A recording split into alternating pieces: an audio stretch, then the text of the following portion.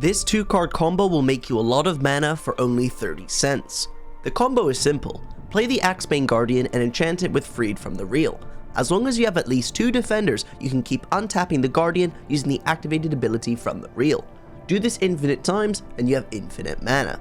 This combo has created its own deck in Pauper as a Walls combo deck. You want to use cheap but efficient defenders to ramp up your board to kill as soon as turn 3 by making infinite mana and bolting infinite times, venturing into the dungeon infinite times, or drawing your whole deck to find one of the two. In this video, you'll watch me combo many times with this deck, and there are a lot of complicated lines that you definitely want to see in this video because it isn't as linear as just make infinite mana and say go, because people play interaction. To start the first round of this video, we're paired against Andrea MTG and we have a really good hand. To start off the game, we ramp ourselves with an Avacyn's Pilgrim. Andrea gains a life and fetches a swamp and passes back, and we top deck a Freed from the Real. Now we can play one of the best cards in our deck, Winding Way.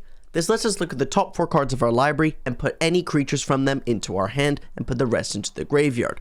Now what's good is we only play 13 lands, so we typically draw a lot of cards, and here we drew 3 creatures. With no more colored mana, we gotta ship it back, and Andrea just plays a Spirited Companion and passes it back to us. As we have an Axebane Guardian in hand and Freed from the Real, let's set up for a combo kill. Andrea starts off the turn with an Ephemerate, drawing a card, trying to find a removal spell, but once he goes to his discard step and doesn't hit his land drop, I'm feeling pretty good that he has nothing, as there is very limited 1 black removal spells in Pauper.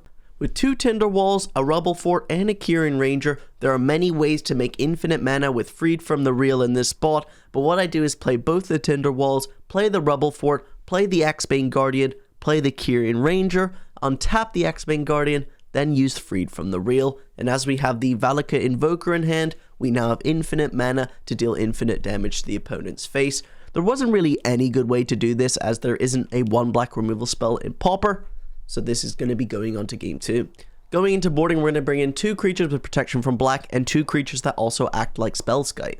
Now, going into game 2, we have an interesting opening hand. I decide to mulligan because we actually have no creatures that properly ramp us, and then we have a no lander, so have to mulligan to 5, and then our 5 is so bad because not only do we have no ramp spells, we have no colored mana to cast these spells, so then I have to go to 4, and then when we go to 4, my hand is so bad with so many uncastables, I'm like, screw it, let's go to 3. Now with our 3, we actually have some castables. We can keep our Suspend creature, keep the Axebane Guardian in a land, and then just hope that we actually manage to get out of this. But yeah, this is going to be an awkward uphill battle. Andrea starts off the game with a Plains and a 3-man Inspector, and we find a Lead the Stampede off the top of the deck. We have to suspend our Rift Sower and pass back. Andrea has a Spirited Companion and hits us for 1. We then remove a Suspend counter and find a Kieran Ranger. Kieran Ranger is a really nice pickup here because it lets us bounce a forest to our hand to untap a creature, and as we're on low land counts, tapping our forest, bouncing it, and then replaying it is actually ramp and is very good in this spot. In the meantime, Andrea untapped and attacked me with both of his 1-power creatures, obviously going to take the 2, and then plays a tap land and passes back with 2 mana up, representing cast down and to sack the clue. Rift Sower comes off Suspend, and Suspend is worded really weird so that the card does have haste if you cast it off Suspend, so we can tap it for mana, untap it with the Kieran Ranger. As we don't have a land in hand, it's actually ramping ourselves, and we can now play Lead the Stampede, hoping to find a 1-drop so we can cast it with the Rift Sower, which we do. Even though we mulligan to 3, we have 3 creatures on the board, 3 spells in hand, and we aren't too troubled for mana. We're actually in not a bad spot, especially since Andrea just draws a card with the clue, and doesn't have a lot of pressure on the board. For Andrea's turn, he attacks him for 2, we can soak up 1 of that damage, and then he has an Ephemerate and a Core Skyfisher to bounce his land and follow up with a 3-man Inspector. Off the top, we find a Standard Bearer. This is just a great card against removal spells because it forces Andrea to cast the removal spells targeting the Standard Bearer first instead of one of my combo pieces. So as our hand is full of mana, the best thing to do is just put our combo piece on the table and the Standard Bearer so that we have the best chance to combo next turn. Now, Andrea does have an Ephemerate coming off Rebound, but he doesn't have to target the Standard Bearer because of the wording of Ephemerate saying target creature you control. All Andrea does though is attack in, we can soak up 1 damage, he plays a tap land, passes back. Drawing another Axebane Guardian, the best thing to do is just dump our hand onto the table and hope to draw payoff off the top, and Andrea exiles the Standard Bearer on my end step. To start off Andrea's turn, he bashes in with all his creatures, we block all of the ones that we can, and then he plays 2 creatures post-combat. Here we are dying for a spell off the top, but we find a forest. I feel a bit of deja vu because when I pass back, Andrea does almost essentially the same, attacking in, playing a load of creatures, playing an ephemerate, and passing back the turn. And we draw another forest. So now we need to really draw something off the top because there's 6 power in the air, and if we can top deck something, then we'll be fine, but we only get 1 draw step. We find a Drift of Phantoms off the top, which is actually one of the perfect draws here because it's a demonic tutor with Transmute for any card with the same converted mana cost. So what we can do is transmute for Lead the Stampede and hope to draw out of this. So we transmute it by paying 3 mana and discarding it and find the Lead the Stampede out of our deck, and now we need to hit some creatures to win the game. Yeah, we managed to hit 5. It's pretty insane. And what's even more insane is we found another transmute card, so this is actually lethal. Now, Andrea has a standard bearer of his own, so we can't actually target our creature with an enchantment, but we have a very good build around in our deck to play around this. So first we need to transmute our Drift of Phantoms again. This will get us a Reaping from the Graves. Now this is great because it's a card that has Storm and can return target creature card from your graveyard to your hand, and as we have a ton of mana, we're going to be returning a lot of cards and transmuting again. And now we can use our Shield Wall Sentinel to get the Secret Door out of our deck so that we have a win con when we get infinite mana, and then with all this Storm count, we can cast the Reap from the Graves, return our Transmute cards from the graveyard to our hand, and then transmute again, but this time getting Galvanic Alchemist, which does almost something similar to Freed from the Real, but it costs 3 mana to untap when we soulbound it with the creature. As we have a ton of defenders in play, we do have infinite mana, and now we can keep on tapping and tapping again and venture into the dungeon infinite times.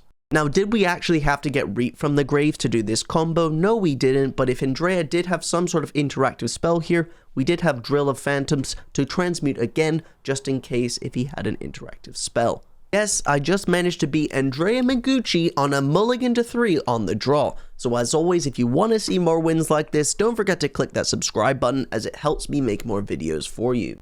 Going into the next round, we're on the play with no land, so got a mulligan, but we have a very nice 6. With this hand, I like bottoming the Rubble Fort because we have Lead the Stampede and Drift of the Phantoms to draw a load of cards.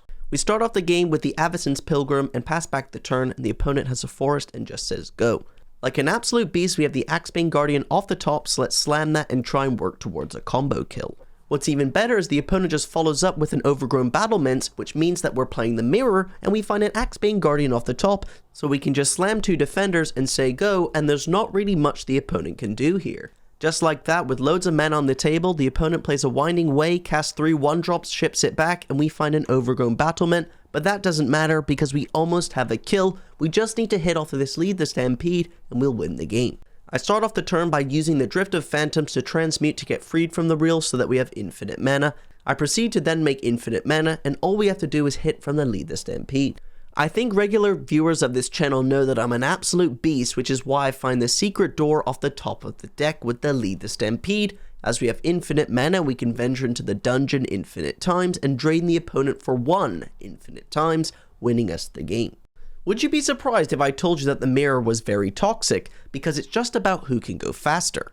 This is what the board ended up looking like on turn 4. Now, because the opponent has a standard bearer in play, it limited me by so much because I couldn't use my Kyrian Rangers to untap any of my creatures because I'd be forced to target the standard bearer with the untap ability. So I ended up putting a ton of mana on the table and forcing my opponent to have it, in which they did, and they killed me on their next turn.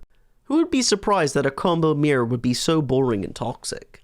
Going into the third game, surprise surprise, I won because I managed to get 3 Axebane Guardians on the table and 2 Overgrown Battlements with the Valakut Informer on the table, just bolting everything, and to make things even worse, I had a standard bearer of my own. I think it's clear to see it's just who can assemble and slam the most creatures first wins the mirror.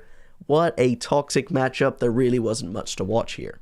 Going into the 4th round, on the play, I got paired against Burn, and this was one of the most weird matchups I've ever played because both games 1 and 2, I would play a creature, my opponent would bolt my creature. I would play another creature, my opponent would bolt that creature. I'd play a third creature, and my opponent would bolt that creature. So the Burn matchup just seems to be how many bolts does the opponent have in hand, and this opponent managed to have all of them, so we managed to lose the game. Overall, in this tournament, I got 3 wins and 2 losses, both losses being to burn. So something needs to be done about having all of your creatures removed, but I think you're always going to have a problem with all of your creatures being removed if you're a creature combo deck. Overall, I really love this deck, and I'm personally going to be playing more of this deck behind the scenes behind YouTube because it was a ton of fun. As always, if you enjoyed this video, please don't forget to like and subscribe, and I'll make sure to open the chest at the end of this video for you gambling degenerates. Don't forget to check out this video because YouTube thinks you'll like it. Thank you for all the support you guys have been giving me over the past few weeks.